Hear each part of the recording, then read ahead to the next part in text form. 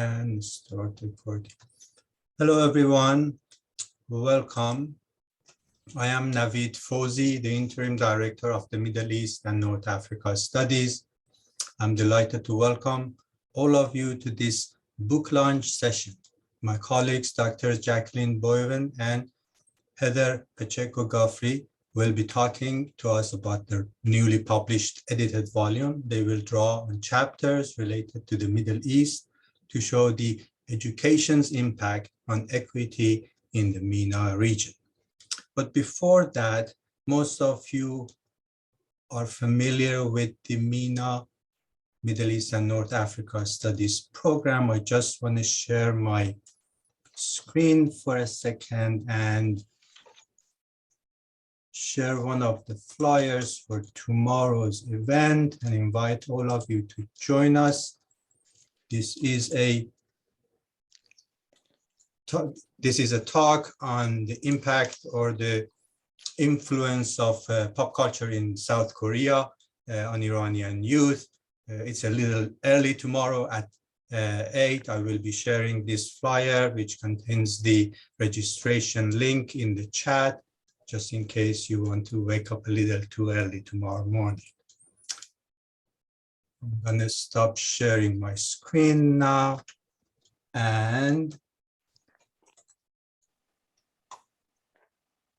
I don't know why my screen is frozen, but let me introduce very briefly our speakers. This is a wonderful event.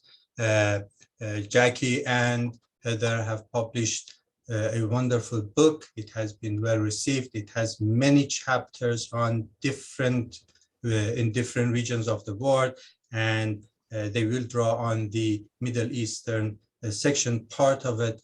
Dr. Jacquelynee Bolvin is an assistant professor of elementary and early childhood education at Bridgewater State University.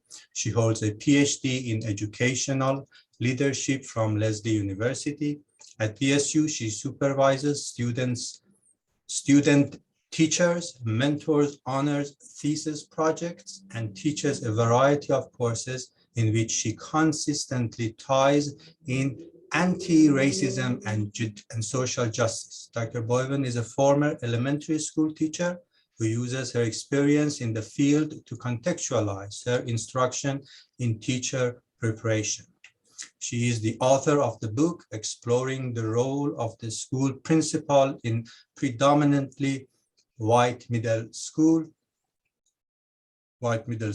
school leadership to promote multicultural understanding, and co-editor of the book Education as the Driving Force of Equity for the Marginalized. Dr. Heather Pacheco-Guffrey is an associate professor of education at Bridgewater State University's Elementary and Early Childhood Education program. Dr. Pacheco-Guffrey has been an educator for over 20 years, focused on inclusive, equitable, and accessible teaching and learning. She is an alumna Einstein Fellow and NSF Igert Fellow. Today, she is a STEM specialist, teaching tech-rich introductory and advanced methods courses in STEM for students at the undergraduate and graduate levels. Dr. Pacheco-Guffrey's research is focused on teacher technology used for domain specific instruction. She authors the Tech Talk column for the National Science Teacher Association's Practitioner Journal, Science and Children. Dr. Pacheco-Guffrey is currently developing models of elementary teacher technology use and working to identify areas of strength and growth in TPAC training within teacher preparation program.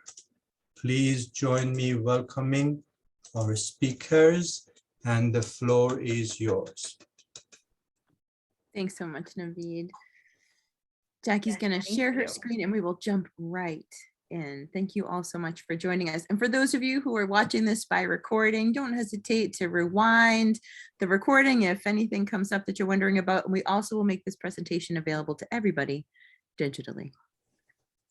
Right, so we will get started. So we already introduced ourselves. You'll have access to this PowerPoint in case you want to know a little bit more about our background. So this is some pictures of us with our book. We feel very proud to have it, and it's been nothing but an honor to put this together and to collaborate with colleagues worldwide. So today we have some objectives for our session. As educators, that's what we do. We establish our objectives at the start.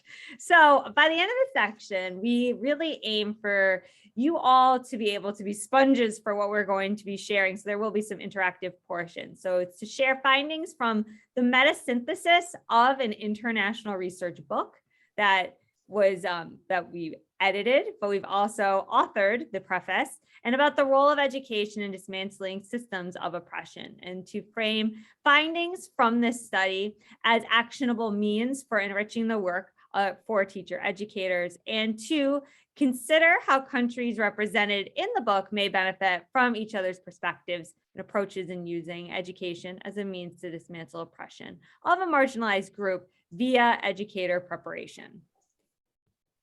So our agenda is we're going to start off with an intro to the book, then we're going to address some key concepts to make sure that everybody is on the same page in terms of these words we're using and throwing around. We want everybody to feel like you're included in that process. We're going to drill down on the research and talk about the findings from an analysis that we conducted after the book was completed, and then also talk about it in terms of BSU implications. We'll have a time for question and answer. So I would suggest you can, of course, jump in, but maybe just have a little pencil and paper if you want to jot down any questions so you don't forget them, because we're really curious about questions and ideas that you have. I love this quote, Eckhart Tolle: "Awareness is the greatest agent for change." In a presentation like this, we're going to hit you with a lot of information. Some of it you may already be quite familiar with, some might be new.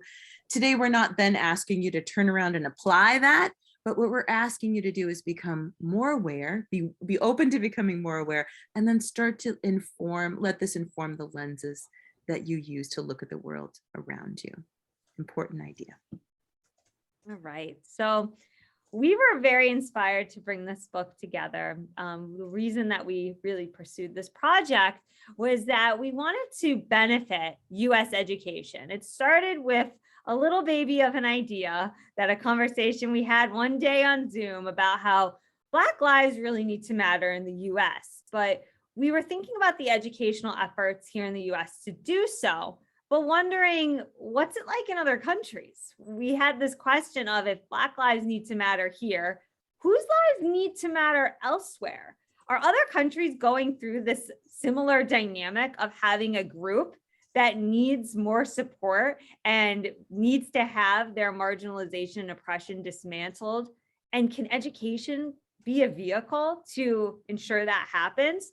We were wondering if we could learn about how education is helping to dismantle that oppression for these groups, and could all these countries learn from one another? We are thinking, we as US citizens, US educators who support the growth and development of US educators, what could we learn about what's working in other countries and what obstacles they face?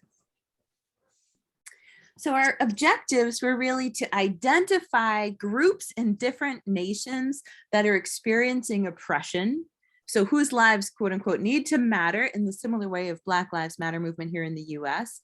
And to then have people share research on strategies that are being tried out now or have been tried out in recent history and are showing changes in adjusting, reducing systems of oppression and increasing opportunities for equity. But Jackie and I didn't have all that knowledge. So we wanted to make sure that our call had these ideas of who were these people who needed to be brought into the frame of equity. We wanted them to come from people in those countries themselves. So the call was very general, but we were seeking not to have somebody talk about Uyghurs and somebody talk about this group or that group. We wanted to know from these different nations, who did they want to talk about, which was a very powerful experience for us. So once we then had all those different ideas and all these chapters put together talking about research, we really wanted to have this body of literature available to all the people who were involved in the book, but also teacher educators and future teachers, so they could really start to learn from these other places, these other initiatives, these other things that worked or didn't work, or goals and aspirations that other places have, So we can say, okay, maybe we can apply those ideas to the situations that we have here in the US. Okay, so countries and groups represented in the text were quite a variety. We wish we could have even had more at the time, but you know, timelines are tight. So we had the mixture that you see on your screen here, and in italics after each country, you can see the group that was deemed quote unquote marginalized. Okay, so each chapter uncovers this group with first establishing a historical context to explore how this group has been oppressed previously and what is happening now. There's different chapters present this in different ways. Some are through a review of the literature of what's already available. Some are through a study that was conducted. So it was interesting to see how authors were able to explore these topics in different ways. All right, so we're going to talk about this research study after the text was completed. Super exciting. In January of 2022, Jackie and I embarked on a study of the text. So we're going to briefly talk about that here. All right, so like any research study, we had to figure out what are our research questions. So this guides how we are going to go about collecting information and putting information out there through our synthesis. So first one, how do the roots of inequity in different communities and groups compare? In what ways has education served to reduce or perpetuate systems of inequity for marginalized groups? What are common obstacles to dismantling systems of oppression through education? And how can a globalized perspective of the role of education in equity aid teacher preparation programs? So that was very reflective on what we live and breathe every day as teacher candidate preparers. So I now want to introduce to you our guiding framework that we used for our study. So we are in the field of education, and we don't necessarily work with a whole lot of guiding frameworks that look too in depth through a lens that's mixed with sociology, psychology, anthropology. So we were looking at all these different frameworks, and we were really playing the role as researcher scholar, right? Putting on that learner's cap in this. And it was such an enriching experience to get to learn about this framework that's called the Promotion of Social Change framework. So we did a deep dive into the text, looking for common themes and identifying best practices for the role of education in supporting equity. And the authors saw, the authors being us, we were looking for data about ideas, strategies, and other ways of knowing and effective processes that would lead to actionable findings. We really wanted that salient takeaway of like, now what? Why does this matter? The guiding framework was the promotion of social change. And there's a nice quote that sums it up as promotion of social change argues for promoting processes rather than particular end states, outcomes, or qualities that are presumed to be superior. It employed two of the four tenets, systems approach and critical analysis. So this allowed us to go back to the text through this lens of a systems approach and critical analysis to pull out these themes, to look at commonalities, and to be able to look across the board amongst these countries, what are some really clear takeaways for us? And Jackie, just before you move on to the next slide, just pop back for 1 sec. The call that we put out really enabled authors to take that critical analysis approach. So even though our research of this text came after the book was put forth, it really flowed nicely with the original intention and the inception, even though we didn't have that as a framework. So that was a real benefit. Go ahead. It was one of those things we looked back and went, oh, wow, that fits nicely. Wish we knew that at the start, but hey, it worked out really well. Sometimes as a researcher, things work like that, right? Mm. So for our methodology, we used what's called qualitative metasynthesis. And for my research friends in the audience, I'm not sure if you're familiar with this, but this is a new methodology for me. I'm a qualitative researcher. I was aware of quantitative meta-analysis studies that look across studies to try to do hypothesis testing, but I hadn't actually known about metasynthesis. So what that does is allow you to use your data set to identify research questions and then allow you to take a systematic approach to looking at the studies that are involved in your data set to try to answer those questions. It was a really exciting way to do it. And we were able to look for themes. And those themes were informed by our guiding framework of promotion of social change. For our data collection protocol, we created a protocol and then separately used the protocol to look at the same chapter, a wonderful chapter about Irish travelers, which are an ethnic indigenous group in Ireland. And the government is working now with the Ministry of Education to create education programs that bring travelers into teacher prep programs. Fantastic chapter. So we both looked at that chapter and then came back together and revised the protocol based on our understandings, and then went through and looked at all the other chapters to gather data using the protocol from each chapter in the book. And for our data analysis, we had the a priori themes of the guiding framework and also emergent themes. And I recently was in a discussion with a panel where they were talking about emergent themes. And I just want to make a note about this for my researchy friends. I love this idea of, I have this in yellow, authors recognize that themes don't actually emerge, they are identified by researchers. So in research qualitative, we often talk about emergent themes. That suggests that those themes were there and they just came up, they just bubbled up to the surface as if there was some sort of outside external truth. But of course, we know that's not the case. And it's important to recognize that if Naveed sat down with Joe and looked at the same data set, that they may have identified different themes that they would also call emergent. So we're not saying that they are the themes, we're just saying themes that we identified. And I think that's really important for us as scholars, qualitative researchers, to keep in mind. I was happy with that.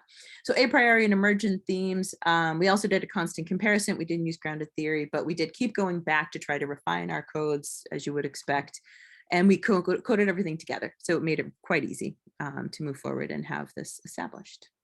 I think that was also an important step for us to ensure that they're not emerging, that they're emergent themes, just to have a conversation and to see each other's perspectives was really helpful. I think we both brought a different perspective so that we could really think critically about what we were noticing amongst these chapters.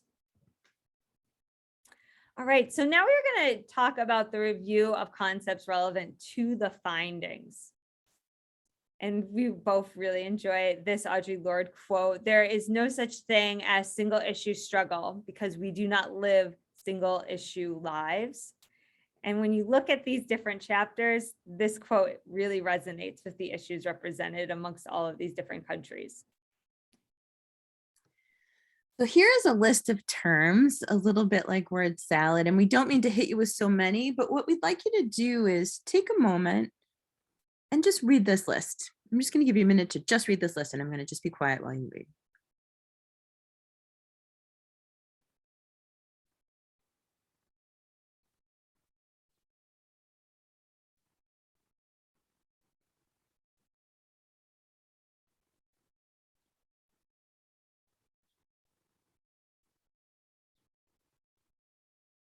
Okay, I'm going to stop there. You may be 100% in the know about all of these terms. I was not, and I work in this space, so I really appreciated talking with Jackie and expanding my own horizons through this project to understand these in deeper and more meaningful ways.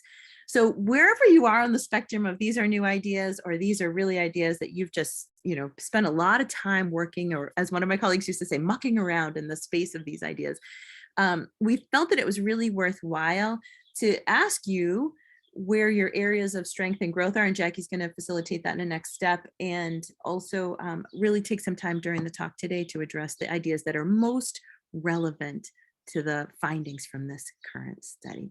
So these are really the big ideas that we're hoping to target. All right, want to do something fun?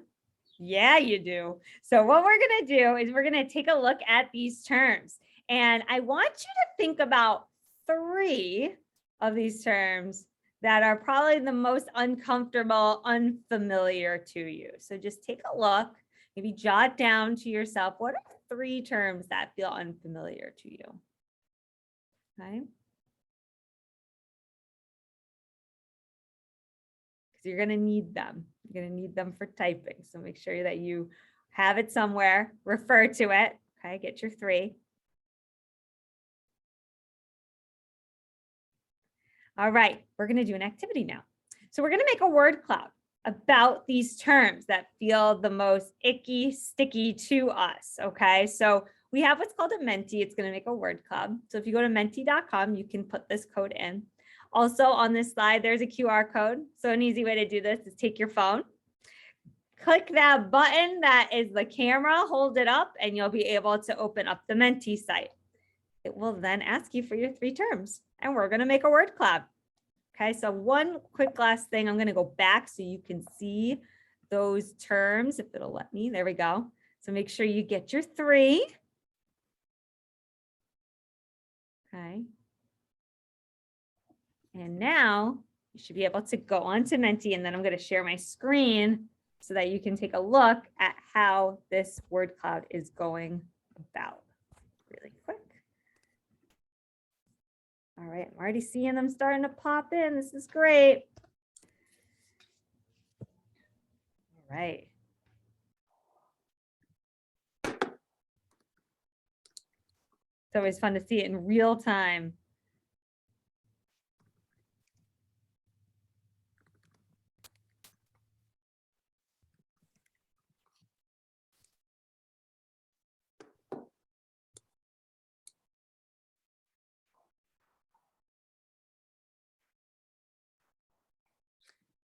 Heather, was that the term that you were thinking would be the most unfamiliar? Hold on, let me just see. I'm just working the chat. Oh, it's interesting. You know what? I guess I was kind of thinking that. Potentially. It was one we didn't originally have in our discussions, and one we just added in because it was so important in the MENA data that we have. Yeah. All right. Right. Interesting. All right, I'll go back to our slides now. Okay, let me see if I can just make that full screen. Hang on. Is it going to give me the option? All right, 1 second. I think I need to reload it because it's being a little wonky on me. So stay tuned just 1 second. My apologies. No, Kind of not- froze oh, up. good.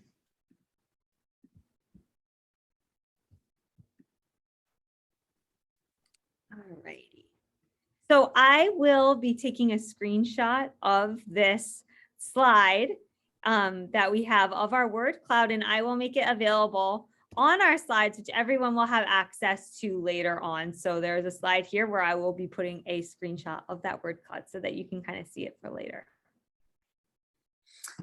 So there are these ideas that we felt were really important. Hold on, I'm looking right here at these comments. Here we go.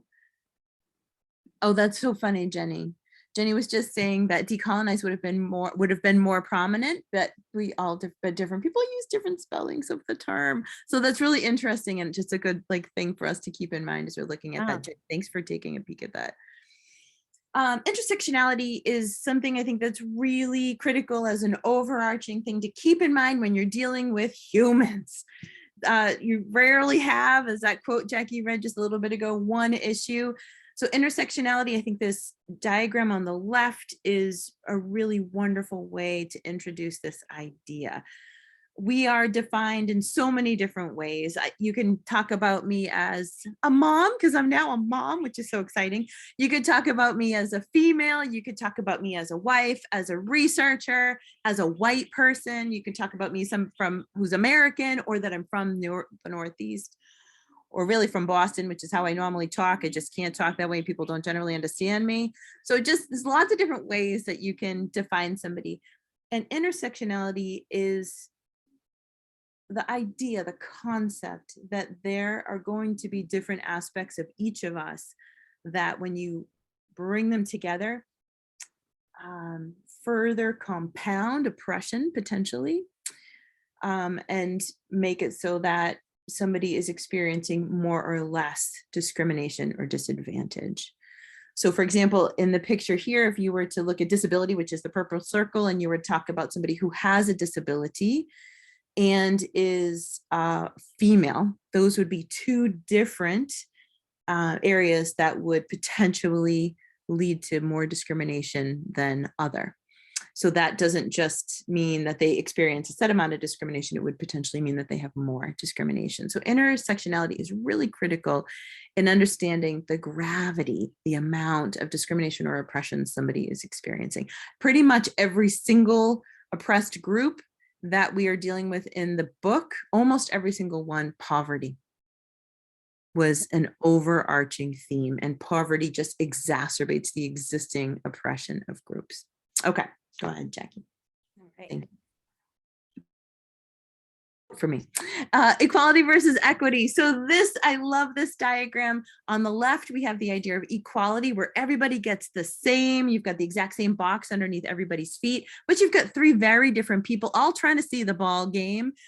And on the right, we have a different situation. Starting from the top, same ball game. Next down, you see everybody's head is actually above the fence. On the right side. On the left side, not everybody's head is above the fence. Very interesting. So equity is saying everybody's trying to reach the same end goal, which is to watch the game, enjoy the game. On the left, we don't see that happening. On the right, we do. On the left, we see that everybody got the same thing. And here we have it as well. But so that would be equality. But equity is when you're giving people what it is that they need to reach it. So in this here, you've got inequality in the top left, where you've got an apple falling to one child, but not to another. On the right, both kids have the same ladder. So they're getting the same thing, the equal or resource, which is working for the kid on the left, but still not working for the kid on the right. Equity is when we start to adjust the resources to meet the needs of enabling people to have the same outcomes, whether it's a learning outcome or getting apples or watching a ball game. The ladders are different heights. And then justice is when you take a bigger systems level view and you start to change the overall system. That's really, as much as we're talking about equity in the chapters, in the book, justice is really what we were aiming for in the overall text. And you see these themes coming through in the chapters. Thank you, Jackie. Yeah. Okay.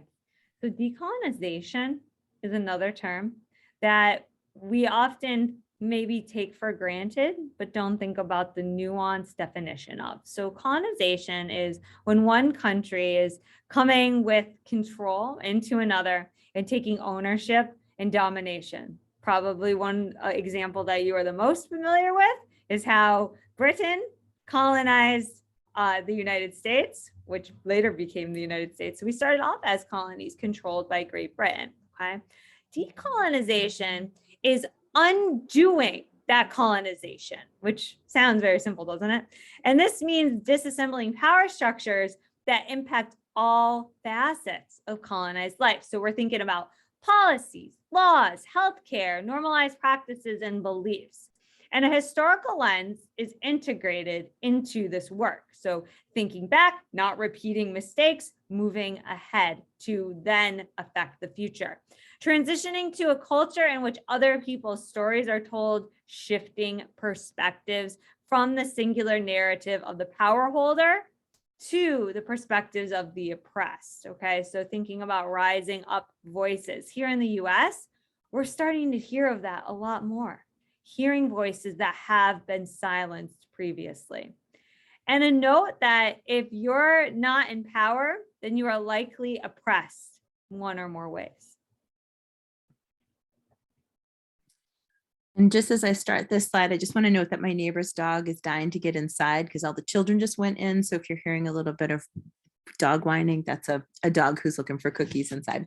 Okay, we've got three terms here: marginalized, minority, and minoritized. I hear people all the time talk about the word minority. Oh, it's a minority group, underrepresented minorities. You hear it all the time. And a couple of years ago, maybe 2 years ago now, I was introduced to the word called minoritized, and I felt a little uncomfortable with it at first. It felt very aggressive, like, oh, it's like the first time I heard the word, instead of using the word slave, enslaved people. It felt very, I don't want to say aggressive, but just very in your face. Like, hey, you know what? This was done to people. Minoritized is exactly that idea. So we hear the word minority all the time. Let's look on the left.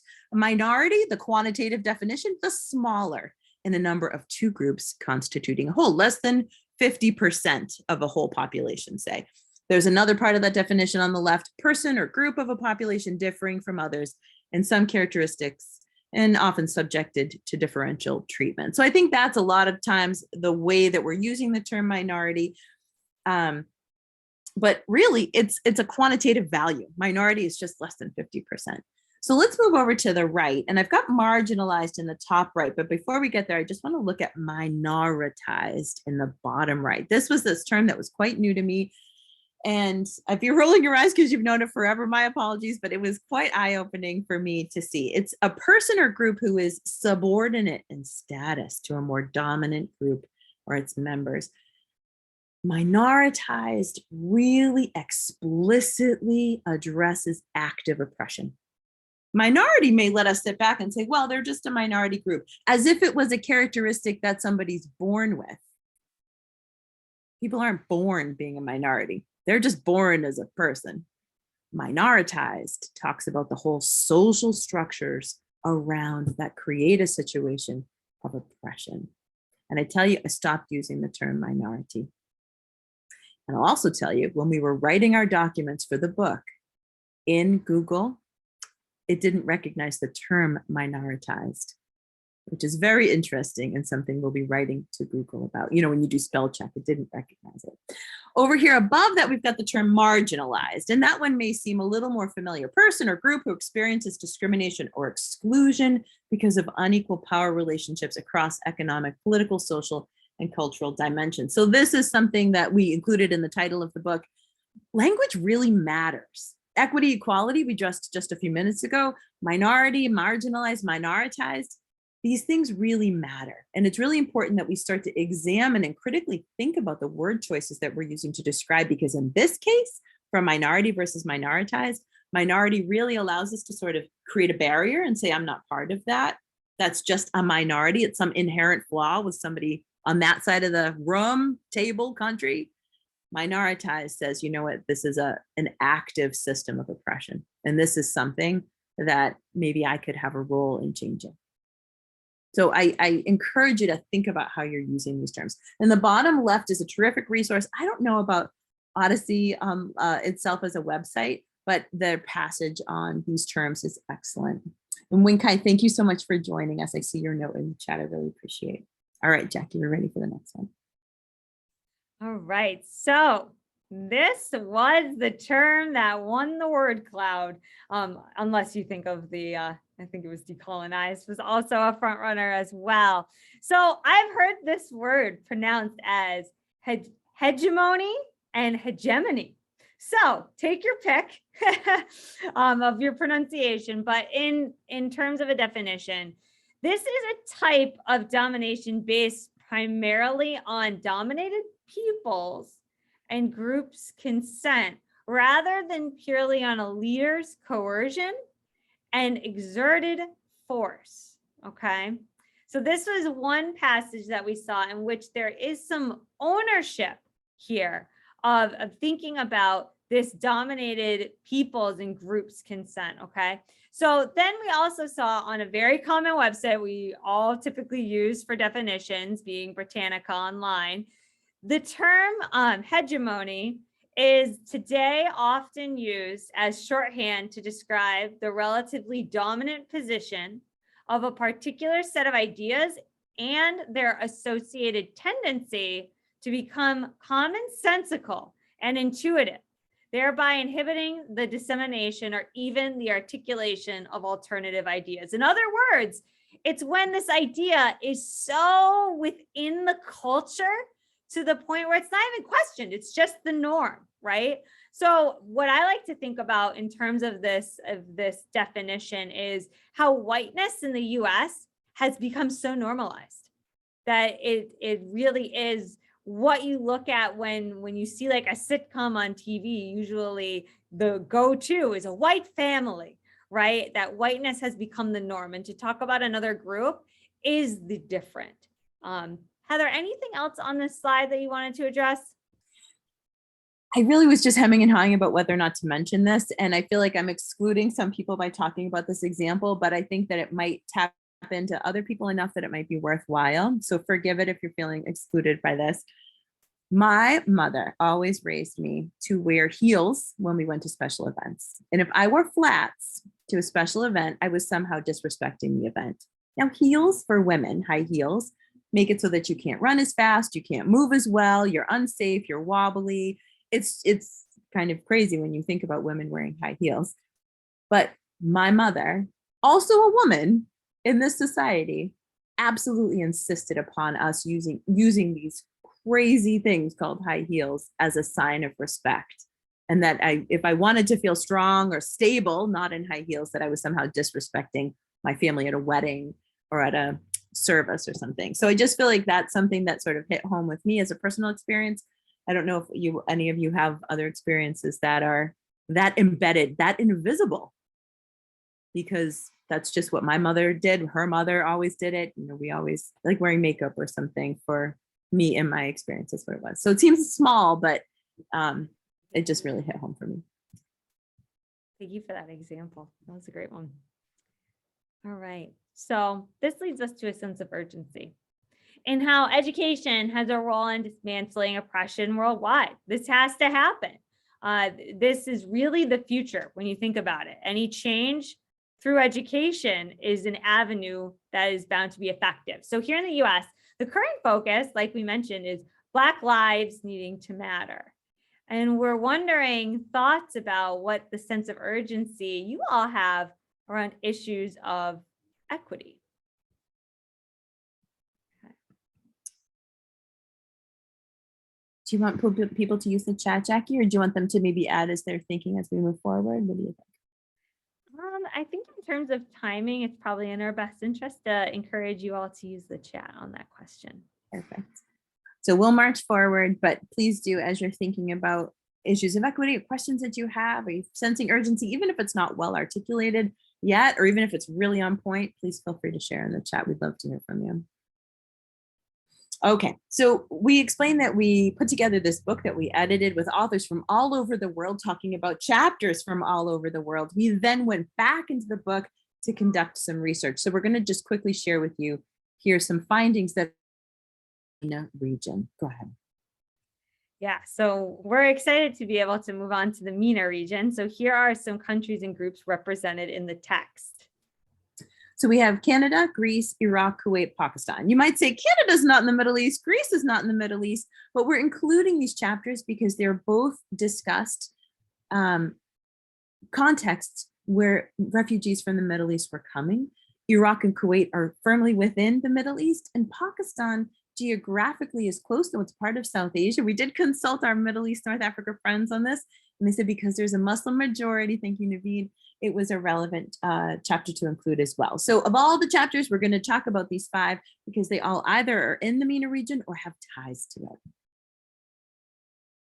All right. So countries with ties to the MENA region. So we're looking at Kuwait, Iraq, Pakistan, Greece, because they receive refugees from the Middle East, Canada, again, receiving refugees from the Middle East. And these are only countries referred to in the text. It's not to say that we couldn't look at how education is playing such a driving force for people who are marginalized within the MENA region. So there is undoubtedly more to be discussed.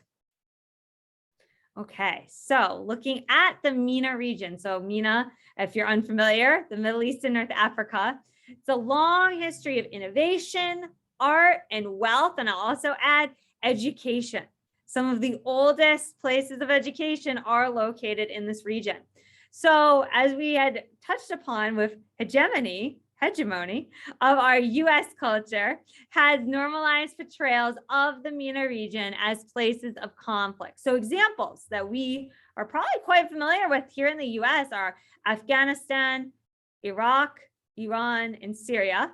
And this reflects the ways that the US interacts with some MENA places based on economics. And we think about the different prejudices that we have within the US, becoming more aware of that when it comes to thinking about this region.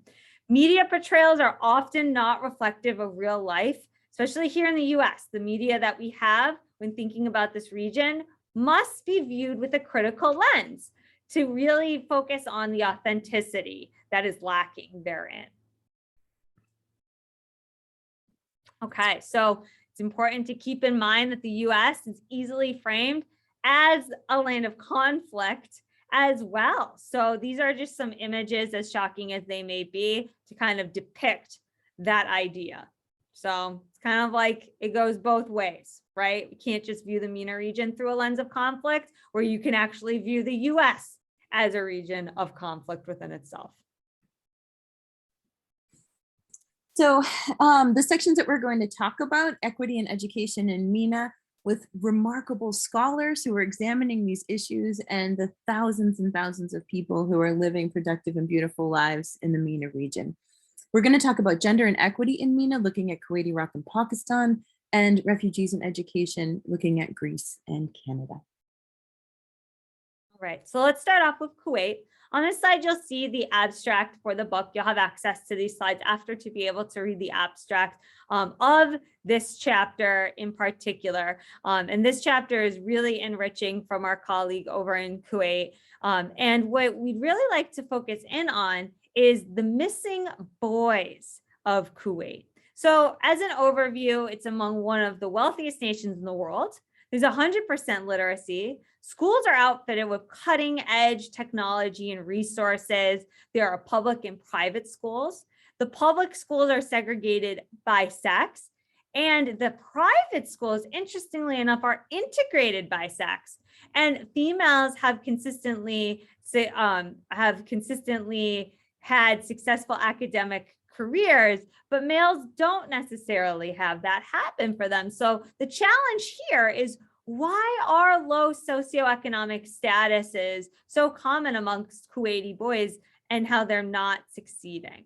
Okay, so now we have this complex challenge that we can unpack. So most teachers are female and do not want to teach in male public schools. So that's an interesting dynamic right there. So lack of educators. And there are fewer male teachers, meaning that there's a teaching shortage for male public schools. So then you have expats with little to no teacher education and little cultural training to fill these roles. What's the result? Well, males in public schools having higher dropout rates, high failure rates, limits their career options, and creates lower socioeconomic futures. And this is all because they're not prepared to have high earning careers, or even earning careers that make a livable wage. And those who do persist do not choose careers in education. I mean, why would you? You didn't see males in that role. If you don't see them in that role, are you going to see yourself in that role? So this then causes a positive feedback loop.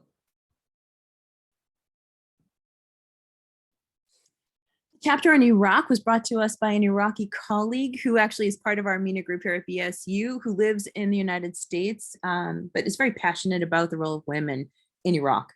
What she was really interested in exploring in her chapter was the current state of access to education for women in Iraq. So let's jump into the next slide, and we'll talk about what she identified.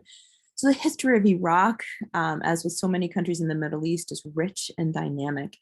And women in 1987, 75% of women in Iraq were literate. So this was a region of high education overall for men and women, and middle and upper class women had long been educated. In the 1970s, the way we had here in the US, lots of civil rights legislation.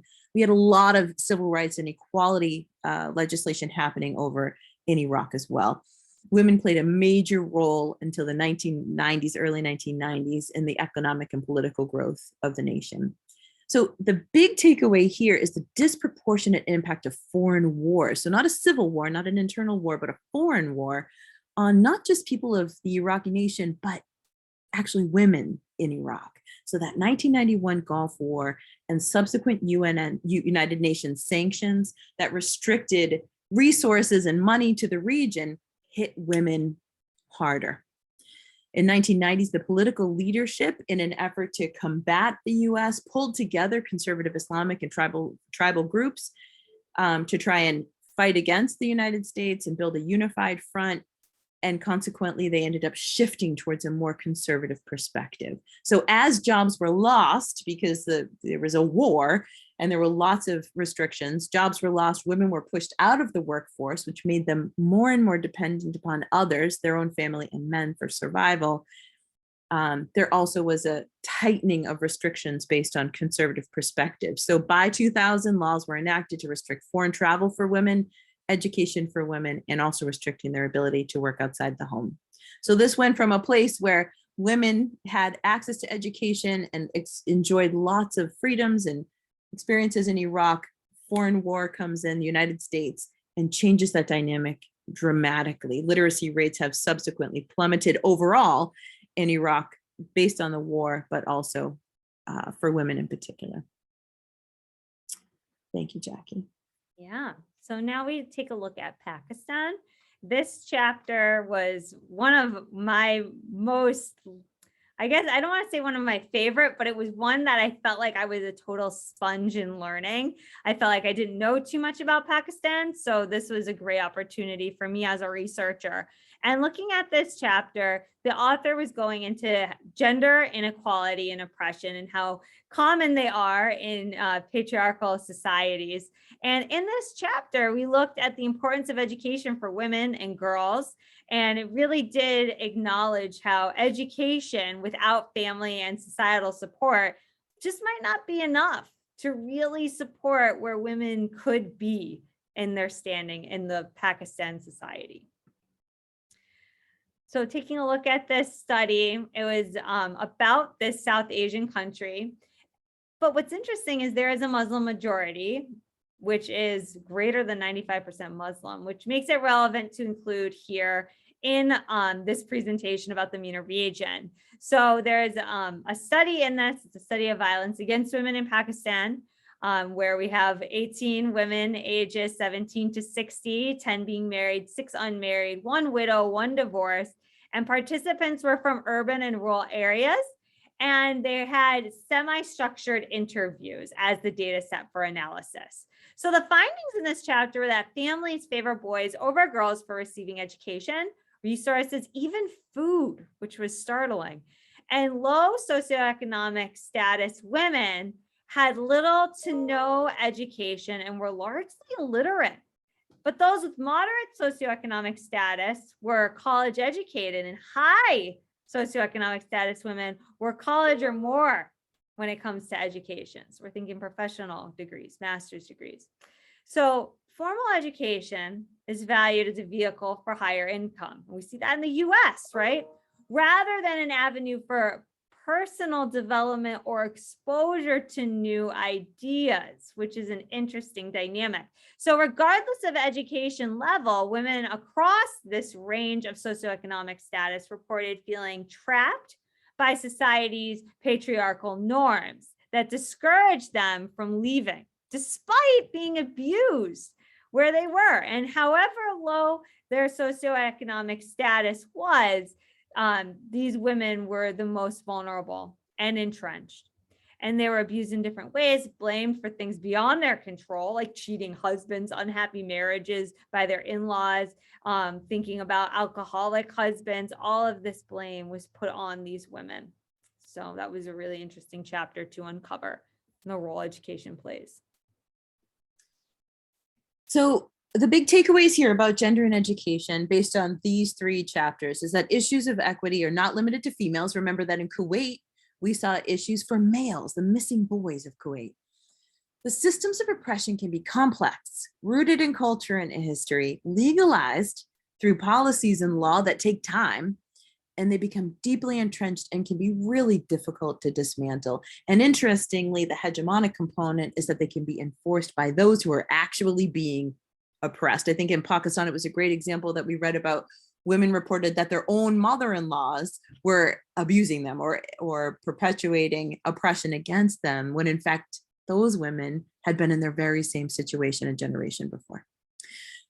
Poverty can, of course, exacerbate the effects of oppression, and that's where we see intersectionality. Remember that SES is, as Jackie's been saying, socioeconomic status. That refers to overall standing, but can be in a lot of ways overlapping with the concept of poverty. So we're having this complicate issues. None of those were easy to solve. We can understand why those issues are continuing to move forward. Okay, next. Refugees worldwide. So Jackie's going to show you a video. I will warn you that this video is, it could be shocking if you haven't seen it before. Refugees, you may have heard this term. I would expect now with what's going on across the pond, so to speak, that you're very aware of what refugees are. We have a huge movement of people fleeing war right now. So by definition here, we're looking at the UN refugee resource person who is forced to flee a country due to unsafe conditions such as conflict. They become a specific kind of immigrant called a refugee. Here's a video called Still the Most Shocking Second a Day video. You might be familiar with second a day videos. If you're under the age of 30, you're probably way more familiar with it than those of us who are over the age of 30. We're going to watch this video, and I will preface it by saying, and Jackie, you probably just have to rewind it. I think maybe it is already around. This is a video that was put together based on experiences that real refugees experienced, but this is a British actress. And the idea is, what would it be like for a UK child to become a refugee? So this is through Save the Children organization. I think it does a really nice job about talking about refugees, but understand that this is not real footage. This is acted footage that reflects experiences that real refugees have experienced. Okay, we're ready. As the terrorist rebellion enters another year, She's just not safe anymore. We've got to leave. And the baby's getting closer. That's the hospital. camps have been raided. Merry Christmas.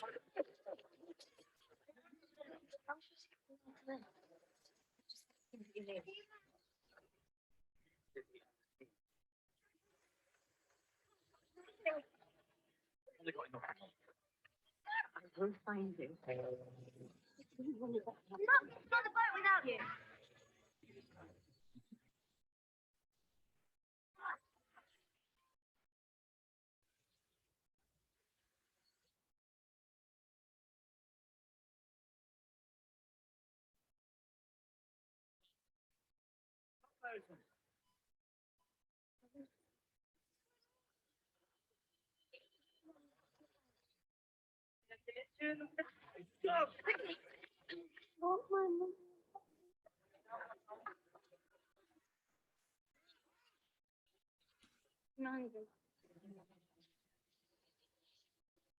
You related? No.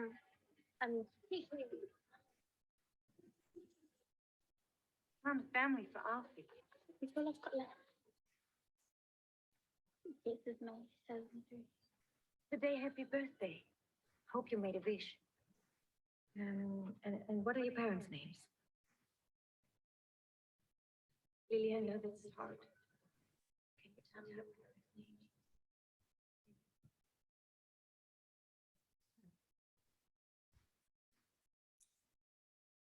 So I know that video is quite a lot. And you have the link in there if you'd like to watch it again. We felt that before we started to talk about refugees, we really needed to make sure people understood what refugees are. And the definition is helpful, but that video is very powerful. So as we talk about the next bit of findings, and I'm mindful of the time, that are MENA refugees in different countries, I'd like you to keep in mind, as a teacher, as an educator, as a student of BSU, as a faculty of BSU, as an American, as a person living in America, I want you to think about, how do we treat our new immigrants and refugees in the US? You may have classmates at BSU who are immigrants or refugees.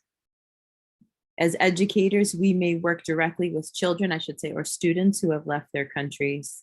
And for those of you who are interested in becoming teachers, as a teacher in Massachusetts, there is a very good chance that you will teach children who have immigrated to the US. And some of those children may be refugees, and some of them have come here without their families. So this is a big deal. This is a big weight. And, you know, we see on the news what's happening, but this needs to also really feel like something that you have a role in. And we're going to talk to you about some of the research that we found that is quite impactful. Thank you, Jackie. So overall, the UN Refugee Agency reports that 68% of refugees in the world originate from just these 5 countries: Syria and Arab Republic, Venezuela, Afghanistan, South Sudan, and Myanmar. So again, this is sort of beyond the scope of the book, but this is just important for you to get the lay of the land for refugees. Go ahead, Jackie. Almost 40% of them are hosted in 5 countries. So you'll notice that the countries we're about to talk about, Greece and Canada, are not even on this list. The US is not even on this list.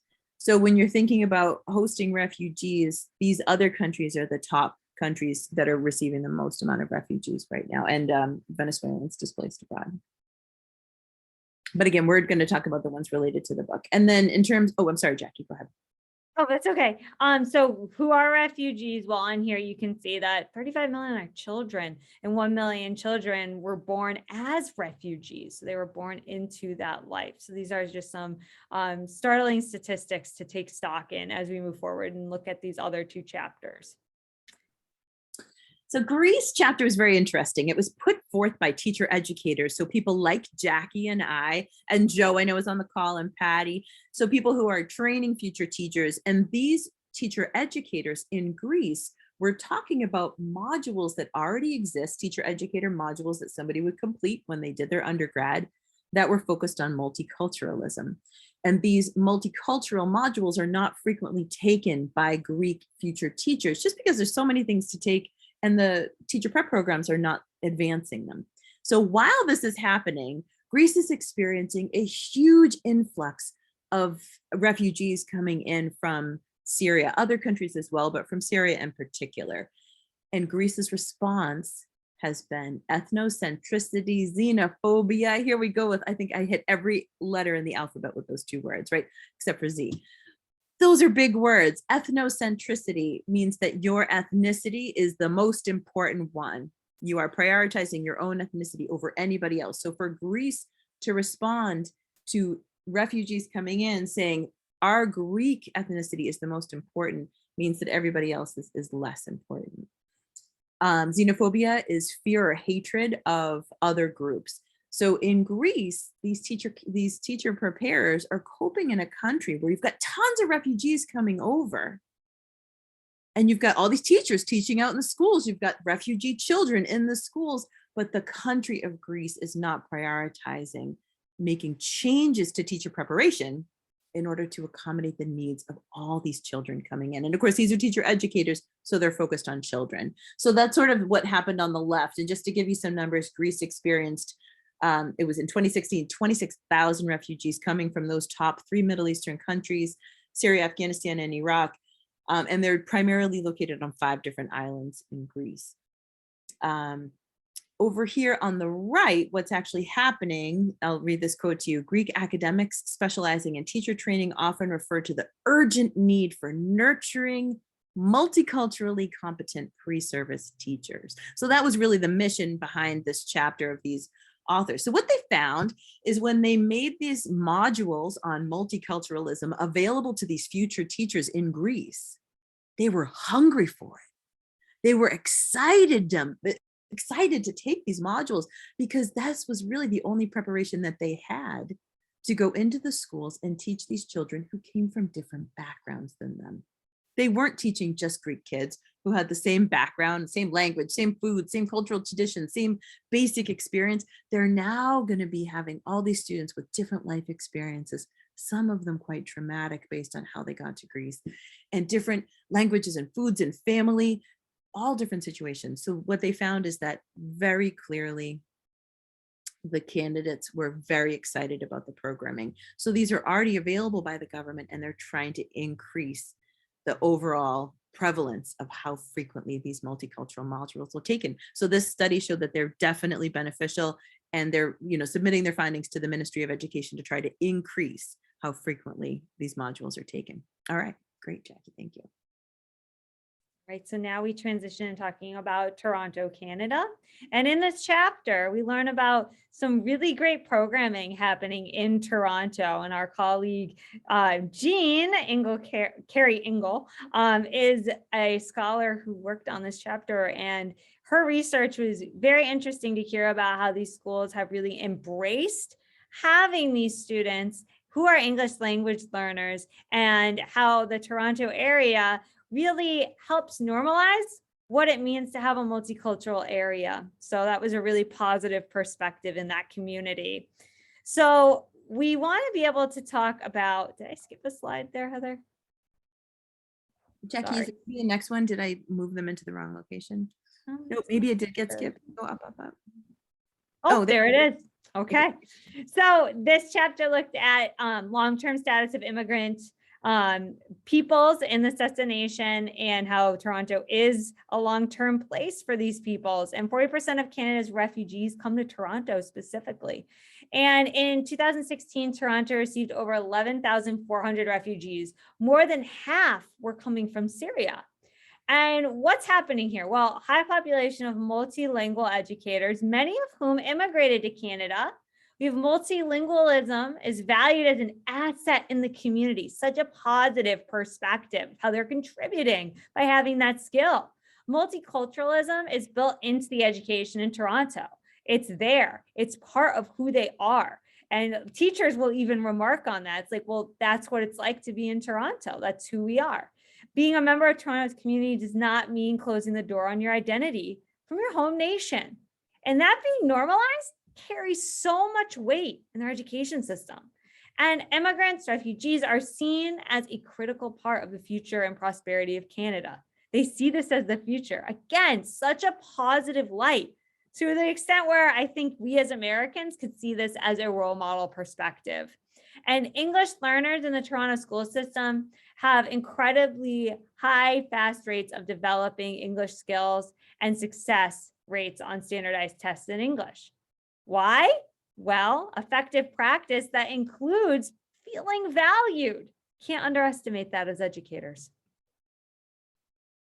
So what we find for our key takeaways for this section is that immigrants and refugees are a very vulnerable population. I think that video really hit home. I would encourage you to look at it again. I know the sound wasn't perfect on it, so that would be helpful to hear all the sounds that go along with it. It's quite powerful.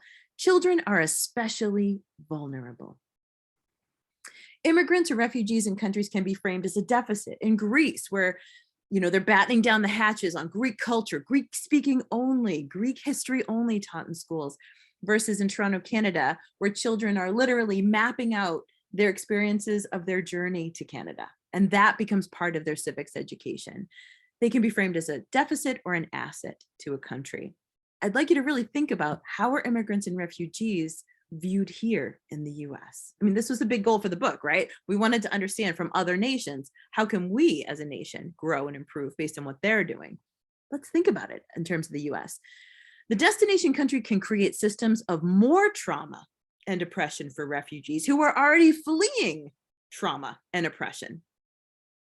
That's really critical. These are large-scale systems, and they heavily impact the experience of these people who come to the nation. Again, as we said before, systems of oppression can be complex, rooted in culture and history, legalized through policies and law, which make them deeply entrenched, really difficult to dismantle, and enforced by those being oppressed. We didn't see that last one in these two chapters that we just discussed, but you know that they can be there.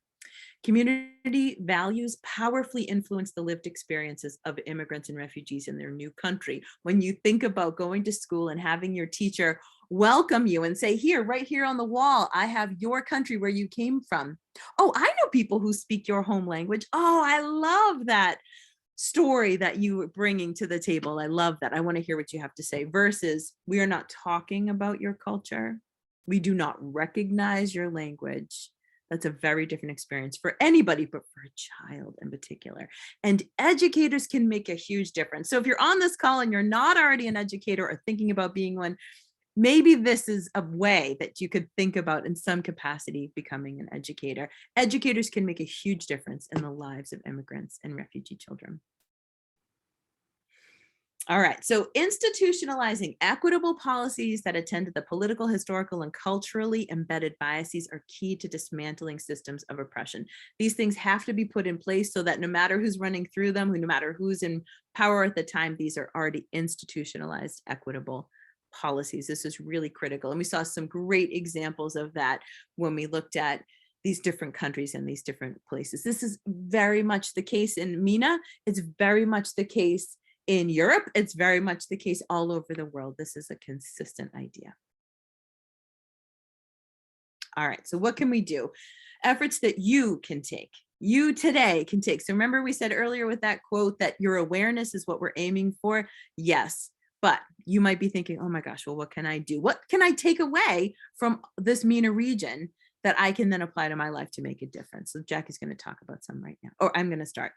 Being aware of what influences our biases.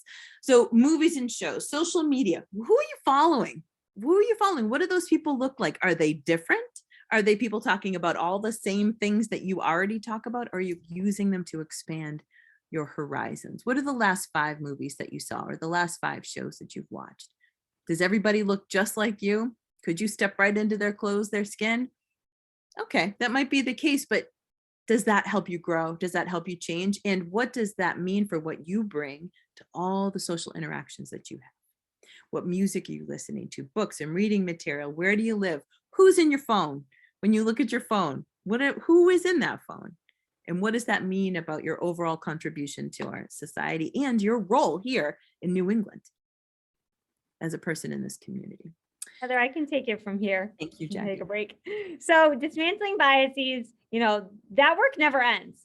This is not something that you're like, oh, I'm going to go to a workshop and just kind of fix my biases. No, this is not a quick fix. This requires consistent, deep reflection. And you know what? It actually gets harder because over time, once you think you've reached a point where you've really dismantled your biases, then you find another.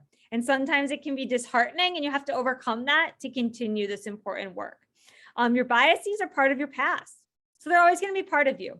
I like to say that, I went into this work around anti-racism as someone who really had to take ownership of the fact that I came from a predominantly white small town in rural Western Mass where racism was the norm. And it was part of the rhetoric, even in my family, and that I did have a racist past. I own it. But you want to know what I own now? Is that I don't let that past define me. It doesn't define my future. What it does is motivate me moving forward. It motivates the work, the exposure. I want to learn. I want to grow. I want experience and culture, and I'm hungry for it. So I get out of my comfort zone and I push myself. And that's what all of you can do as well. So employing explicit equity practices, you really want, and this is really geared towards teachers, future teachers, but even as a student at BSU or a faculty member engaging in or engaging with students in equity work, so that becomes something of what you do. Yeah, this is what I do. I do equity work. And as a teacher, rather than just one lesson, a standalone lesson or a unit, but that equity is actually woven into the very fabric of everything that you do. Because you're always communicating values, no matter whether you're deliberately communicating or not, but you could really take the reins and make sure that part of your messaging and what you're deliberately communicating is appreciation and enforcement, but putting equity in place. Avoiding programming that makes equity opt-in or opt-out. So, hey, you could read this book on multiculturalism, or you could go do a word puzzle. That's, making that not really an option is really critical. Like choice modules, considering your students in the context of their own wider community so that you're really helping your students, for those of us who are going to be teachers, think about their role outside of the classroom. Then they'll be able to take those practices with them. If you're aiming outside of the classroom, then everything you do is going to be building towards that. Kids are going to be bringing that outside of the classroom with them, whether it's today or somewhere down the line. And actively working to decolonize your classroom. There are tons of great resources on it, and Jackie has a couple for us coming up. Yes. So we can take steps to decolonize our classrooms. This can start with recognizing the unwhitewashed version of US history, the one that's really ugly, and also the one that brings voices to the surface that we have ignored. So that's really important. And just I'll throw this in there. If you're interested in a second year seminar, I will be teaching a course on this topic in the fall. So course registration is next week. Thank you. Brought to you by Dr. Bolvin. So focusing on majority beliefs, practices, ways of being, that whiteness as the norm, okay, heteronormativity, and undoing it, taking an active step and looking at representation. Again, look at your social media. How are you spending your time?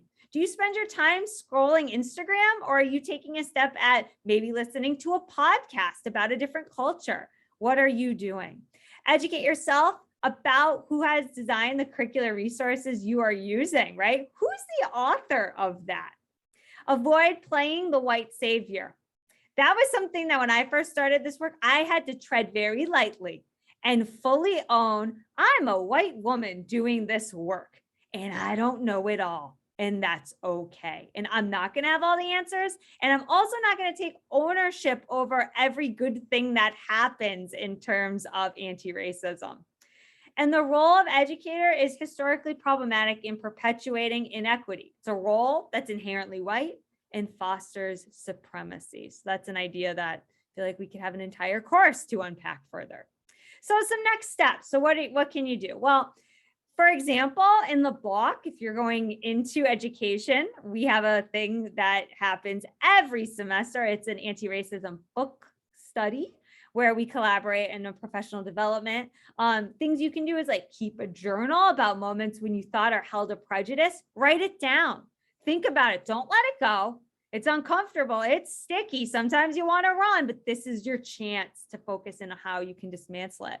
Also, again, reflect on your social group. Think about branching out. That happened to my husband and I planning our wedding. We made the guest list and went, oh my gosh, we only know white people. We got to do better. So ever since then, we've been really trying. And it's not easy for us where we live, who we're connected with, but we're working on it. I can own that. We're working on it. Have conversations with others about their biases and how they're working to dismantle them. Oh, I do that a lot with my dad. And I could have a lot of stories to tell. That's another talk I can give. And also attend other campus events. Like this MENA series, I've been attending so many of these talks and I use it as such a learning opportunity. I'm hungry for it. Naveed, you know it. I'm hungry for it. I want to keep learning and that's why I attend. And recognize that this is lifelong work. It's not going to be fixed tomorrow or the next day. It won't even be fixed when you're old and gray and teeth are falling out. It's still going to be an area where we're all learning. All right, so we have some resources for you. Again, you're going to have access to these slides, so you can go back to this. We have some books we recommend. One that I just read is No Study Without Struggle. And if you want to really unpack what it means to decolonize, this book is for you. I highly recommend it. But a lot of these are like self-help, kind of along the lines of activities. One of these I used in my first year seminar. I think I've seen a couple people on here who have taken that with me. Also, Stamped from the Beginning is a historical perspective, and there will be reference to that in the second year seminar that I'll be teaching. So we have questions on here. Unfortunately, we're running out of time, but we want to have these as food for thought. Take these questions, reflect on them, think about them. Don't hesitate to reach out to Dr. Pacheco-Guffrey and I as well if you'd like to continue the conversation and connect further on them. We are always happy to field questions, comments, and concerns. Okay. We also have key terms as a reference on here. So again, you'll have access to these to be able to unpack these terms further in case you're like, oh, I'm writing a paper. Well, what is the difference here? Or I just need to really like quiz myself on, am I using this correctly? This is a great resource for you. All right. So then we have our references. And I do believe that leaves us with just our contact info right under the wire in terms of timing. Wish we had more cushion there, but again, we're here to answer your questions. Our email addresses are there.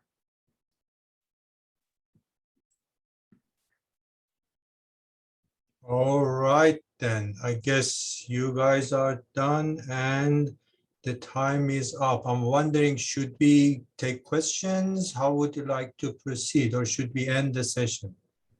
We have time for questions if people have them, but we also put I put the link to the presentation in there and our emails in there. If people would like to, you know, it's a little more private. If they want to just email questions, that's also fine. We just want to be respectful of your time. Yes. Absolutely, absolutely. If we have burning questions, so let's proceed as such. If you have any burning questions you would like to share, please unmute yourself and share your questions. The time of this session is officially up. So if you have any students who need to leave for their classes, I guess we don't, please feel free to do so, but we keep recording the session to the end. So if you have any questions, please raise your hand, unmute yourself and share your question. Thank you. Thank you, Victoria. Appreciate you coming.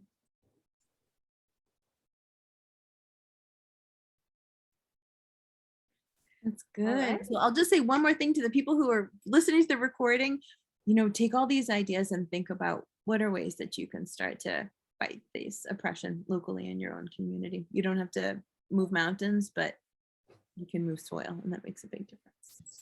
Thank you. Absolutely. I absolutely love the presentations, the way you divided them to sections, teaching us. It was more of it. It is, I'm so happy that we recorded it. Those key terminologies and steps you took to incorporate them, and it was a learning process for them, and what you suggested in the end. I really think this is a wonderful resource, similar to many other videos that we are putting on our web pages. And I think we should at some point discuss how to make them more accessible to students. If they are doing research, if they are doing some study, they should be able to, they should know that there are these resources, and they should be able to find some videos, documents, something that they can take advantage of. Maybe we can talk about it in our advisory board meeting at the course, or I don't know.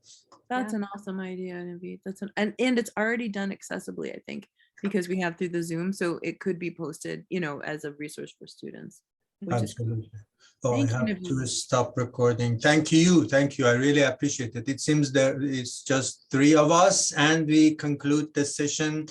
And I really appreciate what you did.